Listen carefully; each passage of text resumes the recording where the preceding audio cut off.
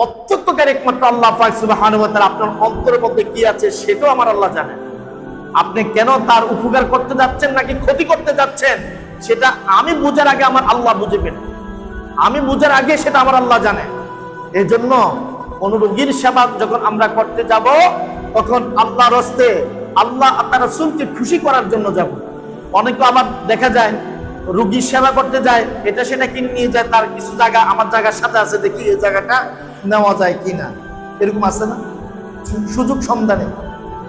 আবার দেখা যায় সে আমার কাছে 50,000 টাকা পাওনা আছে, সে তো মরে যাচ্ছে, তাকে একটু খাবার টাবার নিয়ে যাই, আস্তে করে মাপটা নিয়ে আসি, 50,000 টাকা আমার পকেটে তুলে যায়, এরকম আছে না?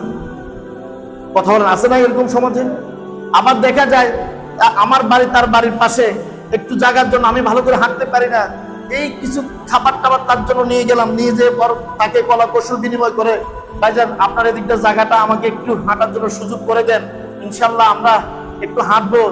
এই আসলে কিন্তু তোমার নিজের স্বার্থের জন্য সে গিয়েছে, আল্লাহকে খুশি করার জন্য যায় নাই। এর জন্য রোগীর সেবা করতে হবে আল্লাহর সন্তুষ্টির জন্য।